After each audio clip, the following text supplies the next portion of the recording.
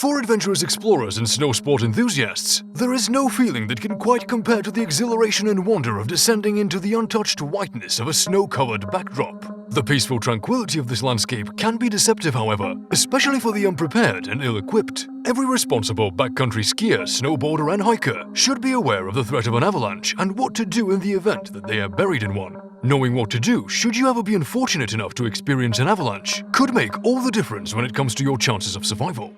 We create content for curious minds and inquisitive souls, so please subscribe to this channel if you're passionate about acquiring knowledge and learning something new. First and foremost, keeping an avalanche beacon with you from the outset will greatly increase your chances of survival if you're ever buried in the snow. Essentially, avalanche beacons transmit a radio frequency to a receiver or surrounding beacons. This means that your rescuers will be able to pinpoint exactly where you are underneath the debris and begin digging you out straight away rather than having to sift their way through a vast surface area. The moment you hear or see an avalanche, there is no point in trying to outrun it. Instead, you should move to the side by running parallel to its path. By doing so, you will avoid getting caught up in the middle of it, or at the very least, you won't be struck by the bulk of its weight and momentum. If there is anything sturdy in your vicinity, such as a boulder, a shrub, or a tree branch, then it is definitely worth to hold on as firmly as you can. While this probably won't help much in a major cascade, it could be enough to keep you steady and rooted to the ground in a less powerful one. However, going to the side or holding onto something doesn't always work, and if you're caught up in an avalanche, then you need to do everything you can to ensure that you're not buried by the mounds of snow. You have to muster every ounce of strength you have and start swimming with the current in order to stay afloat. And if all else fails, then you should resort to thrashing around violently so that you don't sink. Another effective survival tactic is to reach up to the sky and hold one arm up if you can do so. This is so that even if you do get buried, you have a greater chance of being seen by your rescuers.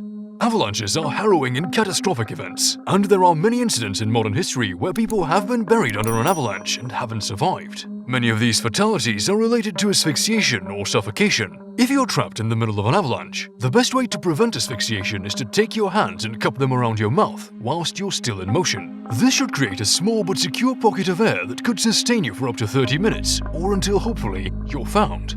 The moment you stop moving, you have to work quickly and begin scooping the snow away from your mouth and nose in order to create a space for you to breathe. This will not only provide you with vital breathing room, but also room to spit. When you're trapped underneath vast amounts of snow, you have no idea in which direction the surface is, or which direction will take you further under. With spitting, you can see where your spit falls due to gravity, and then start digging in the opposite direction in order to work your way towards the surface. There is no doubt that getting caught up and then buried in an avalanche is a terrifying experience, and it is natural that a sense of anxiety and urgency will begin to set in. It is important that you remain calm and think rationally, because this can make all the difference between survival and death. Once you have been trapped underneath the snow, you have around 10 to 15 minutes to carve out a breathing space so that you can wait for rescuers to arrive. If you start panicking, you'll begin breathing more quickly, fill the precious space you have with carbon dioxide, and rapidly shorten the window that you have to dig out sufficient space in front of your mouth. By working quickly and breathing as steadily as possible, you'll be able to give the rescue team as much time as possible in order for them to find you. If you have your avalanche beacon, then you can rest assured that rescuers will be on their way, and you just have to focus on breathing and remaining calm until they dig you out to safety and warmth. We hope that you found this exploration as interesting as we did, and if that's the case, then please like, share and subscribe to this channel for even more.